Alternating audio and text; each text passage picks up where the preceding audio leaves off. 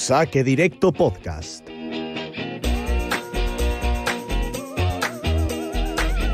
Con Javier Tomás.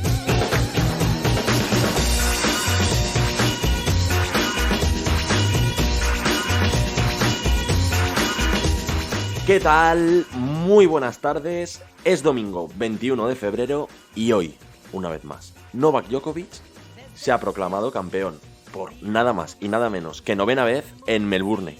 Y sin ningún tipo de duda, es el rey de Australia. Este tercer programa da mucho que hablar por numerosas razones, dado que el nivel del serbio esta mañana ha sido espectacular. Hacía muchísimo tiempo que yo no recordaba a esta versión de Nole, que es la que realmente asusta, que creo que post pandemia aún no la habíamos visto. Por otra parte, la campeona femenina Naomi Osaka ha demostrado que está aquí para quedarse y para hacer un cambio generacional que, aunque duela, es necesario. Ojo, también en el circuito masculino lo es. Aunque visto lo visto, esto está un poquito lejos de cambiar, porque el Big Three sigue siendo dominante en absolutamente todo. En este tercer programa regreso a mi editorial, tal y como hice en el estreno de Saque Directo, y esta vez daré mi opinión sobre... ¿qué? Sobre Novak. O sea, creo que es importante dedicarle unos minutitos a Novak, a su torneo, a absolutamente todo. O sea, creo que, en mi opinión, puedo dar lo que me dé la gana y sobre todo voy a hablar, sí, de sus sospechosas lesiones, de su carácter, de su tenis, de sus desconexiones, de sus mejores momentos, porque recordamos el otro día con Zverev cuando remontó ese 4-1 el tenis que jugó el serbio. Independientemente de eso, 18 Grand Slams suma ya después de esta conquista y hoy, después de mucho tiempo, repito, después de mucho tiempo, he vuelto a sentir que Novak al 100% es invencible, y más aún en estas condiciones de Melbourne tan rápidas. Así pues, el circuito femenino también ha estado a un gran nivel y sobre todo nos deja un debate. ¿Podemos hablar de cambio generacional y también estilístico? No sé. Otra duda que nos deja y que vengo avisando desde el primer programa es el fabuloso inicio de año de Garbi Muguruza. Recordar que la española desperdició pelotas de partido contra la campeona del torneo. Que, casualmente, no quiero aquí crear cosas raras, desde ese partido no ha vuelto a perder un set. O sea, desde que estuvo a punto de irse a su casa con Garbi, Osaka no ha vuelto a perder un set. Para analizar absolutamente todo lo sucedido en el Open de Australia tenemos un invitado muy especial hoy, Carlos Navarro, una de las personas que mejor escribe sobre nuestro deporte y uno de los primeros en analizar detenidamente ese fenómeno, esa metamorfosis de Medvedev, que nos tiene, yo creo, un poco impresionados a todos y que no sabemos dónde está su techo. Para mí, lo dije desde el primer día, era el favorito al torneo. Junto a Carlos trataremos también el fenómeno Nole, que creo que es importante, y las dudas de Rafa, que recordamos que perdió con el griego Stefanos Tsitsipas, dejándose remontar 2 sets de ventaja. Segunda vez que le pasa en Grand Slam, que ya le pasó con Fabio Fognini en 2015. Rafa se dejó remontar esta semana 2 sets de ventaja contra el griego Stefanos Tsitsipas. Bueno, no te pierdas nada de esto y no te pierdas la voz de nuestro experto, de Carlos, que va a estar muy interesante. Para cerrar el programa tendrás también una previa de los 3 torneos que se juegan esta semana. Conocerás los torneos, los favoritos a llevárselos, las peculiaridades de cada uno, todo. La emoción está servida tanto en Montpellier como en Córdoba como en Singapur. ¿Sabes qué es lo que escuchas, no? Saque Directo Podcast.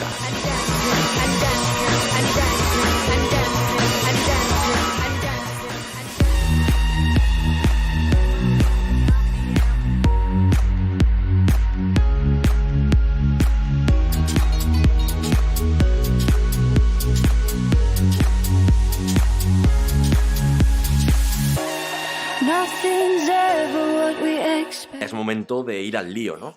El nombre propio de este torneo es Novak Djokovic. No porque haya ganado, sino por lo que representa que él gane.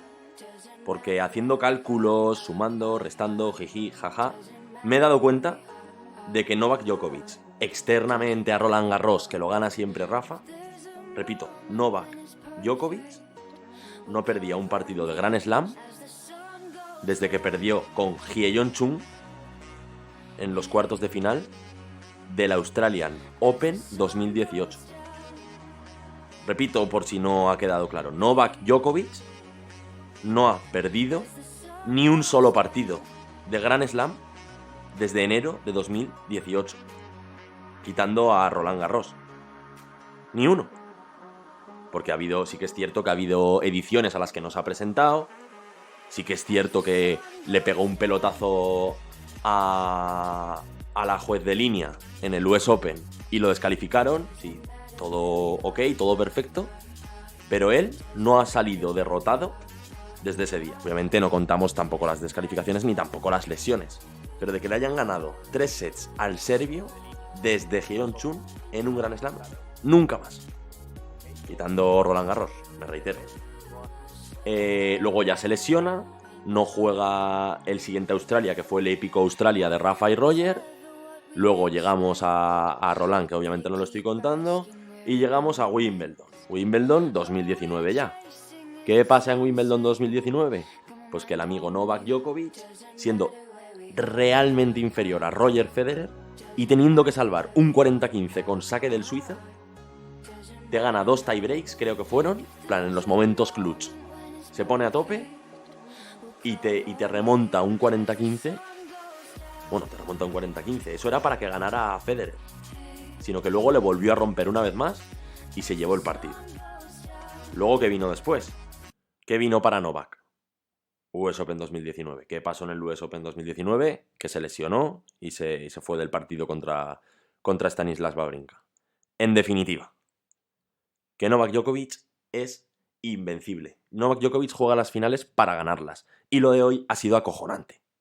Más que nada porque Medvedev venía como un auténtico toro, venía infalible, se esperaba un partido de peloteos eternos de 5 sets lo menos, y ha llegado Djokovic ya desesperado al ruso.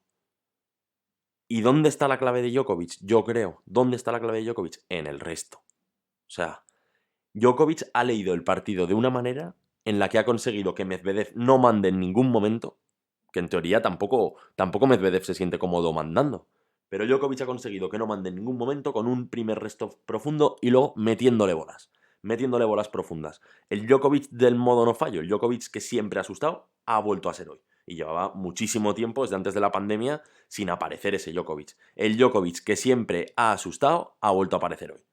Un Djokovic que no falla nada, todas las bolas dentro. Entonces, al fin y al cabo, eso, ¿cómo lo paras? ¿Cómo lo frenas? Que ha hecho el ruso desesperarse, cambiar su estilo de juego, ser ofensivo cuando Medvedev odia ser ofensivo, se carga de errores no forzados, sube a la red. ¿Desde cuándo Medvedev sube a la red? Yo le he visto hoy saques red, derechas paralelas a la red. Medvedev no sube a la red, no sabía qué hacer. Eso es ser un ganador. Djokovic es un ganador. Y que tiemblen Rafa y Roger, sobre todo Roger. Rafa espero que a base de Roland Garros pues pueda sumar alguno más porque viene la bestia y la verdad es que la bestia asusta. El tema polémico que ha tenido esta semana Novak ha sido, como no, el tema de su lesión, su desgarro o fractura abdominal.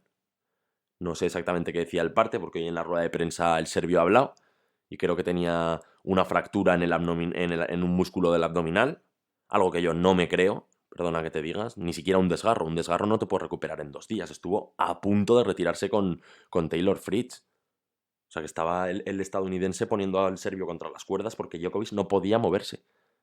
Vale, yo entiendo que al día siguiente te viene Milos Raonic, que no te da nada de ritmo, y digas, bueno, tal, no sé qué, pero contra Zverev ya paliza. Es que a mí me parece cuanto menos sospechoso. Pero independientemente de eso, pues hay que alabar su actitud, sobre todo, su personalidad. Se nota que es un hombre de Europa del Este, o sea, se nota en su carácter, es un tío competitivo, no le gusta perder ni a las canicas. Y sobre todo sacrificado y trabajador. Se le nota que ha preparado este partido como ninguno otro y ha vuelto a hacer lo mismo que hizo exactamente hace... Dejadme pensar, no sé si fue 2019, en aquella final contra Rafa en Australia, en la que Rafa venía arrasando a absolutamente todo lo que pillaba y Djokovic pues venía ganando, creo que incluso con más dudas que Rafa, y llegó a la final y vamos que no hubo más historia. Creo que sí que fue en el Open de Australia 2019. No sé. todo lo que puedo decir es que Novak Djokovic representa a ese talento de Europa del Este, sobre todo por su carácter. Yo le tengo un amor-odio, últimamente más odio que amor, aunque siempre he sido muy de amor hacia Nole, porque creo que es una personalidad carismática y que tiene gracia, pero a mí ya el temita de las lesiones, personalmente, empieza a cansarme. Entonces, ¿dónde está el techo de Nole? Lo tendrán que poner la Next Gen, porque creo que ahora mismo de los jugadores que hay actualmente en el circuito, únicamente Thiem, Medvedev, tal, si mejoran, pueden poner en un mínimo apuro a un jugador que con 33 años, que tampoco son tantos, está arrasando el circuito.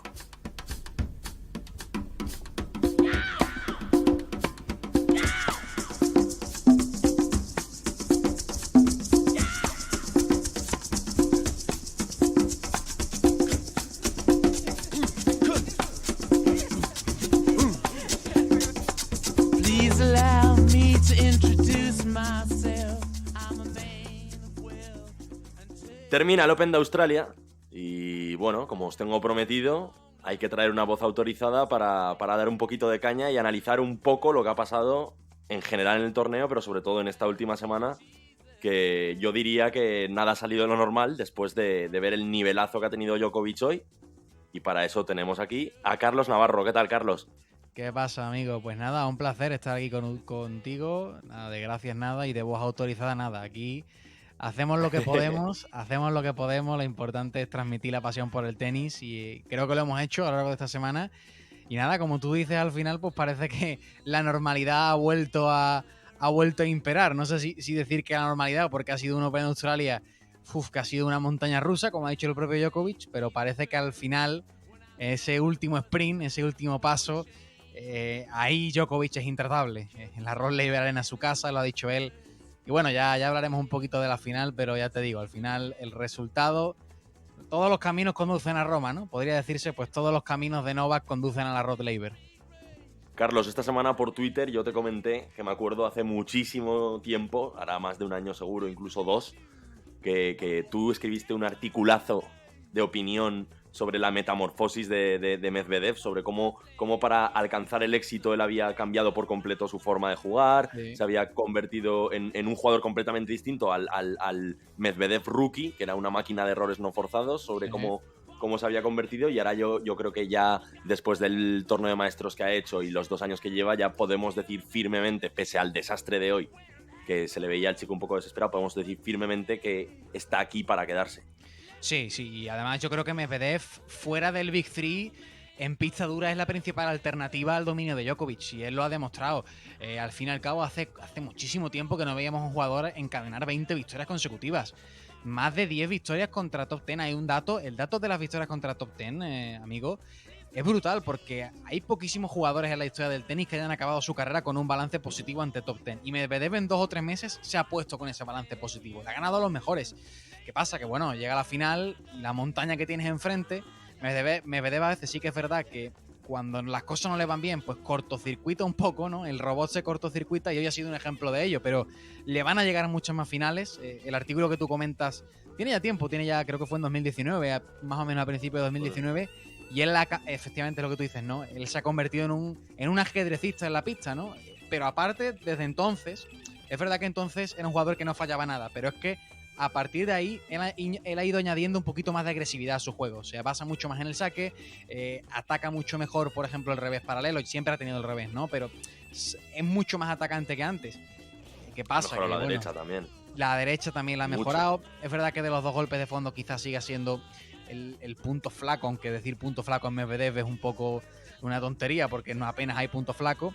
Pero bueno, la verdad que es interesante ver cómo ha crecido Medvedev, porque por aquel entonces, y lo hemos hablado durante esta semana, Tsitsipas, Zverev eran jóvenes que ya habían llegado, digamos, a la élite, que ya habían firmado. Tsitsipas había firmado unas semifinales de Australia, Zverev había ganado más 3000 y tal y cual, y Medvedev estaba muy atrás de ellos. Y Medvedev, en año y medio, les ha cogido y les ha adelantado por la derecha.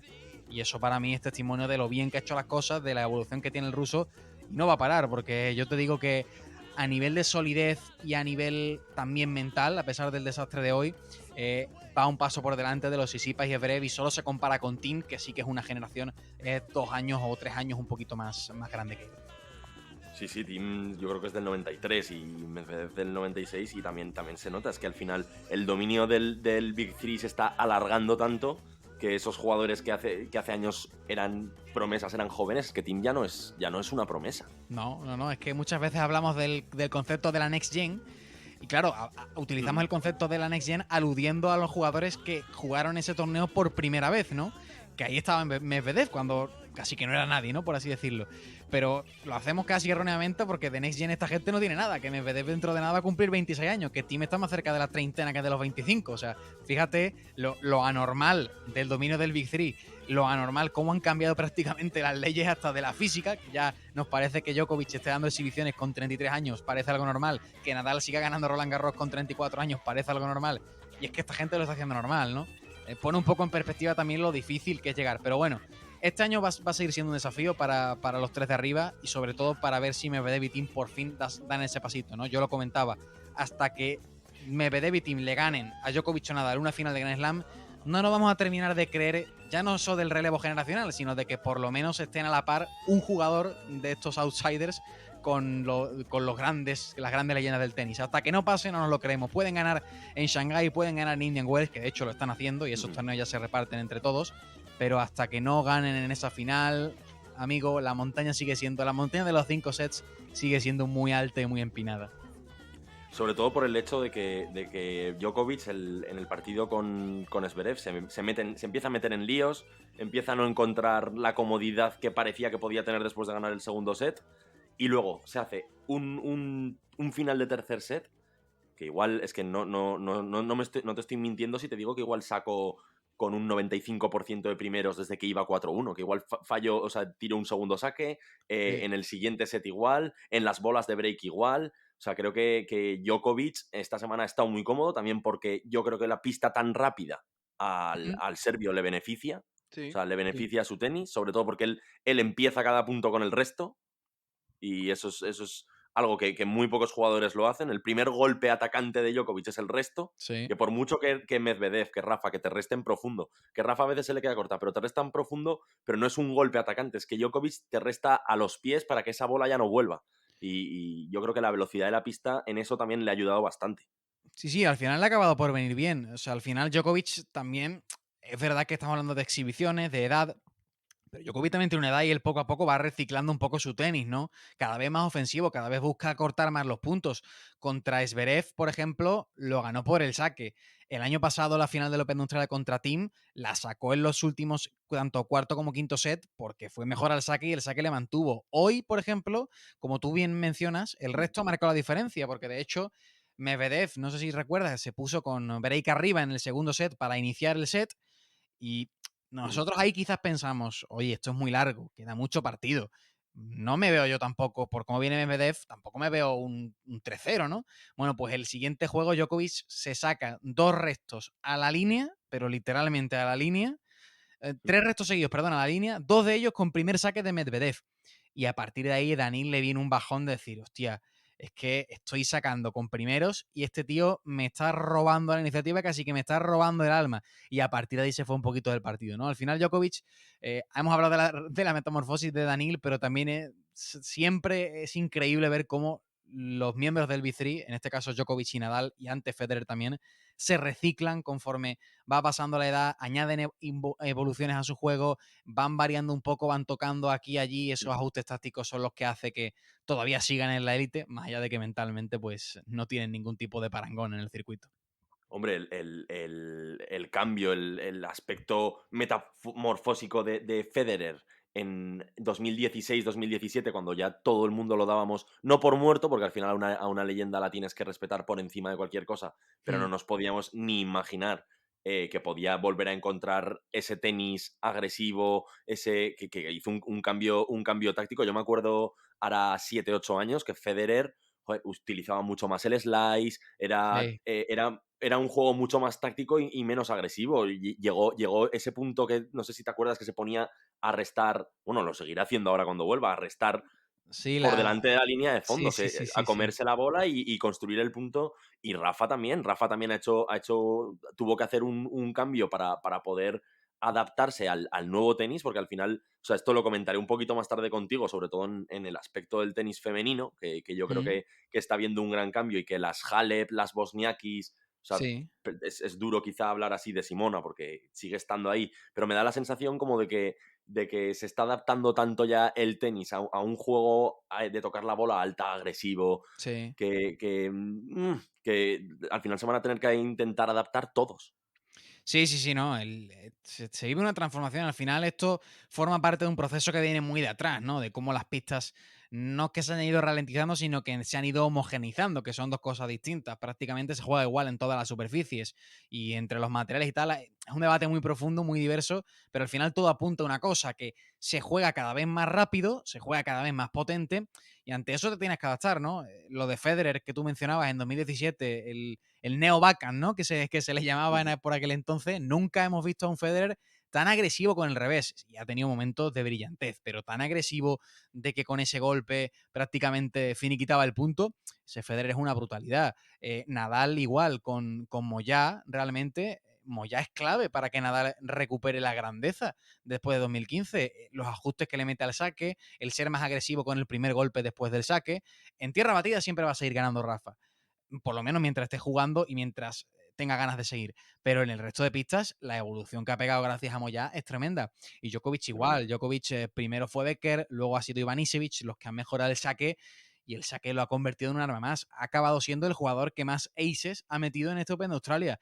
Eso hace, ya no solo hace 2 o 3 años, es que el mejor Djokovic de 2011 era impensable que sacara tan bien. Era una bestia física y era una bestia en muchísimos otros aspectos. Pero este nivel al saque nunca lo ha tenido Novak. Y bueno, son las cosas de estos tres genios, ¿no? Que cuando parece que no, que ya se pueden quedar un poquito, digamos, no estancados, pero sí que continúan con el tenis suyo de manera más lineal, pues siempre se sacan el último truco de la chistera, ¿no? Siempre sacan ese último as en la manga y van a seguir jugando hasta que ellos quieran, porque entre ellos tienen una carrera histórica que me parece a mí que mientras uno siga, el otro también sigue. Y lo ha dicho Djokovic en rueda de prensa, que a él, Federer y Nadal le motivan.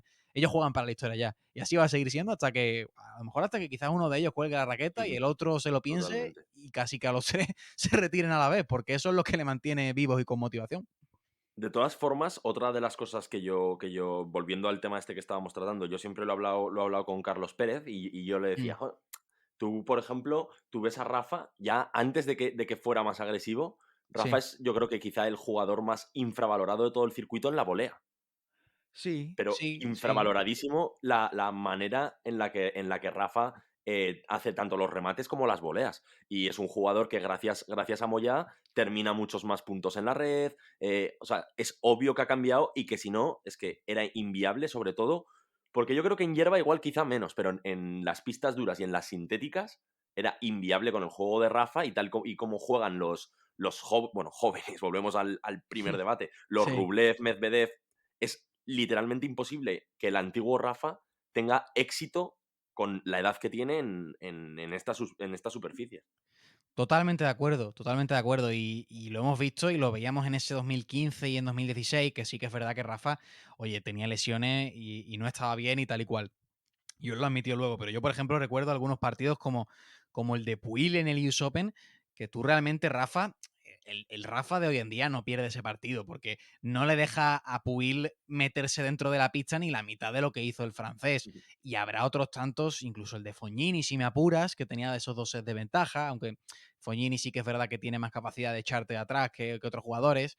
Y Más que Puil, seguro. sí, sí, sí, sí. Ojo, Puil a mí me encantaba, ¿eh? Pero nos engañó a todos el amigo, el amigo Lucas. Sí. Y bueno, sí, es que es clave, tío. Lo que dices de la volea, sí que es verdad que al final, como Rafa siempre ha sido un jugador que ha ido a la red históricamente lo mínimo, pues Lo la mínimo, gente sí. no piensa en eso, pero cuando iba a cerrar el punto. O sea, era muy Y lo fiable. cerraba bien. Claro, claro, claro, claro. Él sabía cuándo tiene que subir a la red. O sea, él no iba a subir a la red de forma precipitada. Él, si sube a la red, es para cerrar el punto. Y los porcentajes de Rafa de efectividad en la volea siempre han sido muy buenos. Pero es que es lo que tú dices, él estos últimos años se ha ido reciclando un poco más. Para muestra un botón, en la final del US Open 2019 contra Medvedev fue la final de la última década, creo si no recuerdo mal, donde más se hizo saque volea y donde más puntos se jugaron en la red. esa estadística es brutal, ¿eh? Si no recuerdo mal es así, porque yo recuerdo que me llamó mucho la atención en ese momento, Ujú. porque Nadal hacía mucho esa táctica de hacer el saque abierto hacia el revés de Medvedev, que Medvedev se colocaba súper atrás y subía a la red para cerrar, y cerraba bien. Y al final, efectivamente, así se explica cómo se ha reciclado, se ha reinventado tanto él como Novak como Federer, y por eso están donde están, ¿no? Es que a veces ya casi que se acaban los calificativos ante estas tres bestias. Yo te voy a hacer, o sea, quiero tratar un par de temas así contigo. El primero es la derrota de Rafa, ahora que estábamos hablando de él. Sí. ¿Cómo crees que llega un partido en el que Rafa tenía, lo decía Morón y no se equivocaba? O sea, Rafa le estaba dando una lección de tenis a Sisipas. Sí. Cómo cambia tanto el partido? O sea, Bueno, ¿tú qué análisis sacas? yo creo que al final, mira, un partido es una sucesión de momentos y de dinámicas, ¿no? Yo siempre digo eso. Y Rafa fue con el viento a favor durante dos sets. Es un partido que, bueno, al fin y al cabo, solamente que perdió una vez en Grand Slam yendo 2 arriba. Parece imposible que se le vaya. Pero mira, Tsitsipas sí que es verdad que yo, Tsitsipas no le veo un techo tan alto como otros jóvenes, pero si algo tiene es que nunca se va del partido. Siempre está ahí, siempre está motivado, siempre él piensa que puede ganar, ¿no? Y en ese tercer set a Rafa se le escaparon un par de remates, un par de fallos por aquí y tal. Pierdo el set y a Tsitsipas Ese se viene tiebreak arriba. fue apoteósico. El Sí, sí, tiebreak sí, sí, sí, sí, del sí. pobre Rafa, yo no lo he visto fallar. El primer remate de los dos no se lo he visto yo fallar a Rafa, creo, en la vida. Nadal Y también eso. y los fallos en Australia, ya tiene varios en algunos torneos. Algún día se puede sacar un artículo de ahí porque es curioso, ¿no?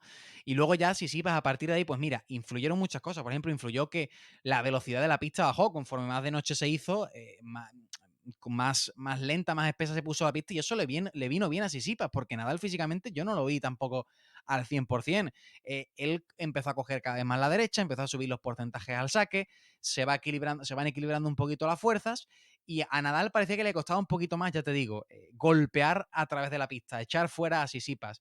Y él, a ver, es que el mismo Stefanos lo dijo en rueda de prensa, que él sintió que a partir de ese cuarto set él empezó a levitar sobre la pista. Y es verdad que estuvo en estado de gracia. Luego en el quinto set tú dices, oye, Nadal es favorito, sí.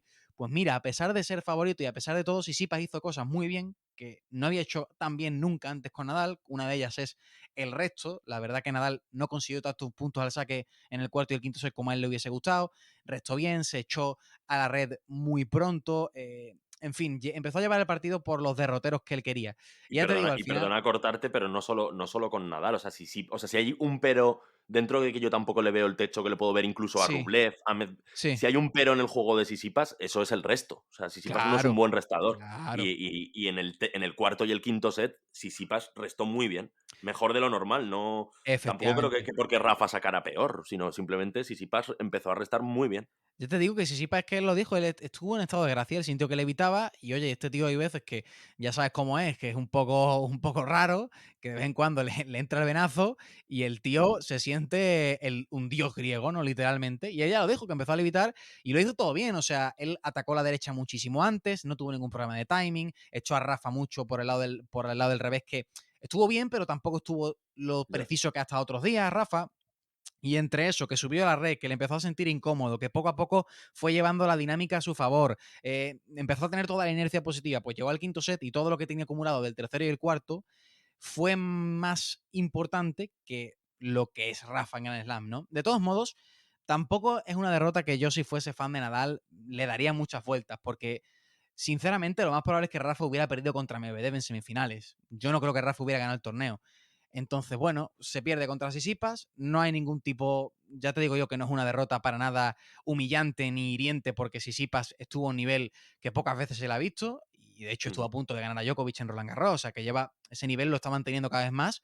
No pasa nada, el objetivo de Nadal sigue siendo Roland Garros y tampoco le doy demasiada importancia a esa derrota, porque Nadal en Australia, por lo que sea, no termina de tener ese idilio No, que no. tanto les gustaría. Ni la suerte, cuando no es las Ni la ampollas, suerte, sí. es Stilic, cuando no es. Sí, sí, son.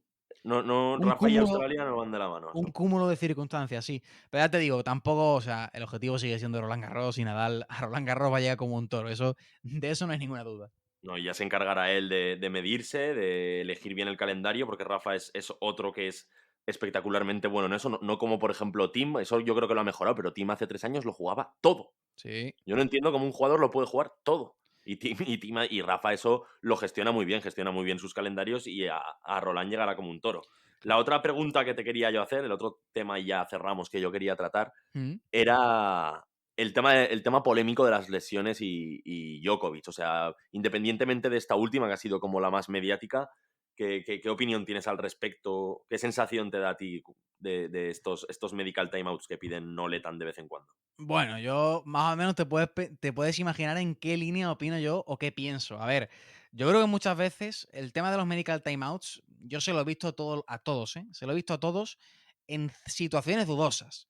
Y no te voy a mentir que Djokovic ha pedido timeouts o sea, medical timeouts en situaciones dudosas. Oye, yo lo admito, el año pasado contra Team mismamente, por motivos que entran dentro del terreno de los grises.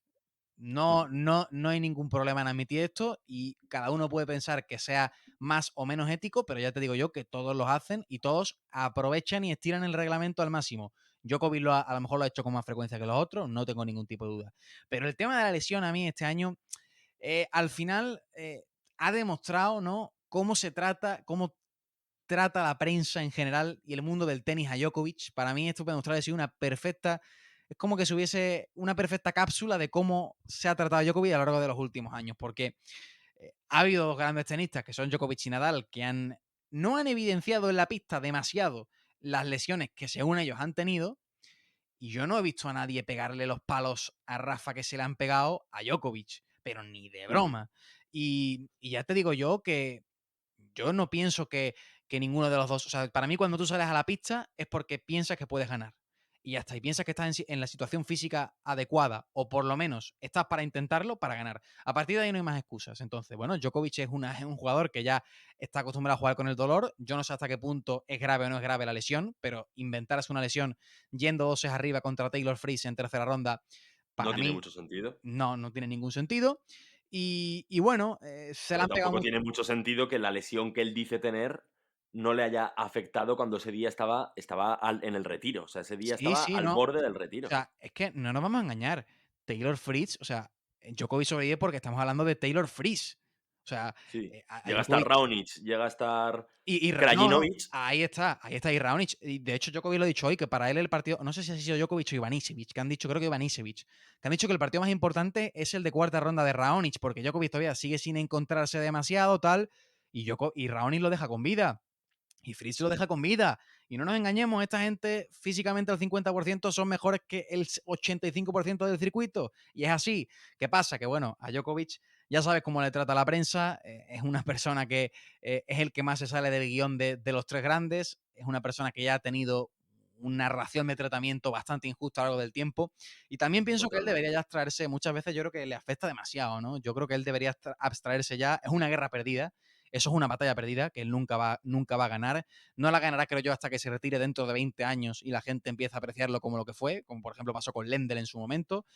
Y bueno, Ujú. al final, mira, ha quedado algo épico para el documental. Yo no sé hasta qué punto el documental nos enseñará si eso fue una rotura o no. O sea, yo, por ejemplo, te digo, no creo que sea una rotura grave, porque si no, no puede jugar al nivel al que ha jugado.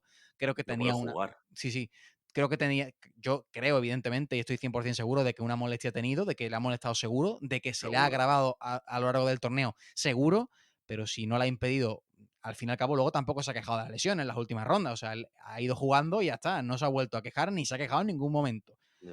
Así que, bueno, añade un poquito de epicidad, pero ya te digo, el tema lesión, el tema de los medical timeouts, ya te digo lo que he opinado, o sea, eso te lo puedo reconocer, pero el tema de la lesión sí que es verdad que no sé si puede llegar a cansar, pero ya muchas veces la gente opina y suelta lo primero que se le viene a la cabeza sin realmente pararse a reflexionar, ¿no? Pero bueno, entiendo que está ahí, entiendo que es un tema que hay que tratar y a pesar de todo eso, pues mira, ha pasado lo que tenía que pasar, ha pasado que Djokovic ha ganado, lesión o no, lesión o sí, él sigue siendo el rey de Australia y eso es así. Así es. Pues muchísimas gracias, Carlos, por estar aquí conmigo. Nada, Y a ti, un placer, ¿eh? No te preocupes y nada, a seguir dándole caña. Yo te animo, tú lo sabes, a seguir produciendo podcasts, que a mí me encantan los podcasts de tenis, ya lo sabes. Ahí estuvimos con el nuestro, ahora estamos con los directos en YouTube de Punto Break. Y nada, a seguir, que cuanta más gente haya hablando de tenis y creando contenido de este deporte, pues mejor estaremos y más molará. Y es complicado, pero siempre está bien si uno tiene el tiempo, ¿no? Crear estos proyectos y ya sabes que puedes contar conmigo pues cuando la ocasión lo permita por mí no va a quedar. Así que nada, por mí. Pues muchas gracias, Carlos. A ti. Ha terminado Australia. Hay que pasar página, porque creo que a todos nos molesta, pero es que la semana que viene hay 3 ATPs 250, cada uno en un punto del mundo, y 2 superficies distintas. Tenemos el ATP de Córdoba, Argentina, de tierra batida, y el ATP de Singapur y de Montpellier en indoor. Vamos a hablar un poquito de ellos, ¿no? Hacer una pequeña previa. Empecemos por Córdoba. Me gusta la tierra. Empecemos por Córdoba, que es un torneo bastante interesante, relativamente nuevo. Únicamente se han jugado 2 ediciones, en la que en su primera edición ganó el cordobés Londero. Y en la segunda edición, si no recuerdo mal, el año pasado ganó Garín. De cabeza de serie número 1 va el Peque. De cabeza de serie número 2 va Benoit Per, que no sé yo qué hace que se le habrá perdido en Córdoba. Es toda una incógnita el galo, porque ya lo conocemos, que suele irse bastante de los torneos. Además es un jugador que rinde bien en tierra batida. Y nada, destacar un poquito que va a jugar Londero, que fue campeón de la primera edición y que es cordobés, es decir, argentino y cordobés, que supongo que tendrá una buena involucración y que lo hará bien. Y bueno, de cara a los apostantes, la sorpresita que creo yo del torneo es Francisco Cerúndolo, que viene en una racha muy positiva, viene jugando muy bien. Es un tenista argentino que también al final, aunque no sea de Córdoba, es una motivación. Y creo que puede hacerlo bastante bien y habrá que ver cómo es su evolución en el torneo. Destacar de este torneo que es un torneo que se juega a casi 700 metros de altura y que la bola corre bastante. Es un torneo de tierra con perfiles bastante distintos a otros. De hecho, al Peque, que es el cabeza de serie número 1, yo creo que le cuesta bastante este torneo, sobre todo porque su saque es bastante débil. Y comentar también que el torneo le ha dado una wildcard a Nico Harry, el tenista chileno que estaba sancionado por temas de dopaje o de apuestas, no recuerdo muy bien. Nos vamos a Francia, a Montpellier. Francia-Montpellier es una pista indoor rapidísima. Y creo que si hay algo que destacar de este torneo es que tiene un cartel bestial. Parece mentira que sea un ATP 250, porque tiene el mejor cartel sin duda de los 3 torneos que se van a jugar. Tenemos de cabeza de serie número 1 a Bautista, de cabeza de serie número 2 a Goffin, y luego destacar la wildcard a Tsonga, que es un jugador que ha hecho muy buenos resultados en Montpellier, la wildcard Andy Murray, que bueno, que voy a decir del bueno de Andy, Sinner de cabeza de serie número 5, Lucas Pouille también va a jugar y es otro jugador que se ha adaptado siempre muy bien a este torneo, y una wildcard que quiero destacar, la de Bonzi, que es un tenista francés que a mí me gusta mucho y que si no lo conocéis, os recomiendo que veáis algún partido suyo porque creo que es un buen jugador además en indoor. Si tengo que recomendar partidos, pues el Sinner Murray, que si todo va normal se daría en segunda ronda, y el Pouille Bonzi de primera ronda me parece un buen partido. Y de cara a las apuestas y a las predicciones, pues yo voy con el italiano, con Jannik Sinner, cabeza de serie número 5, que con esta pista tan rápida y la aceleración de sus golpes, para mí es uno de los favoritos a llevarse el título. Por último, queda Singapur. Es un torneo nuevo, con un cartel mucho menos prestigioso que los 2 anteriores. Tenemos de cabeza de serie número 1 a Manarino, número 2 a Millman, número 3 a Cilic. A priori no parece tan rápida, por lo que he visto en la previa, como Montpellier, pero es la primera edición, tendremos que ver qué perfil de jugador se adapta bien a la pista. Y luego destacar como favorito a Kwon Sung-woo, que ha sido finalista esta semana, el tenista coreano, cabeza de serie, ya digo, número 8, y que creo que puede ser la sorpresita y que lo va a hacer bastante bien en este torneo. ¿Qué más decir? Ya os sabéis el final. Con todo esto y mucho más, Saque Directo Podcast. En el fondo de mi corazón prometo acordarme siempre de aquel raro diciembre. Prometo encender en tu día especial una vela y soplarla por ti.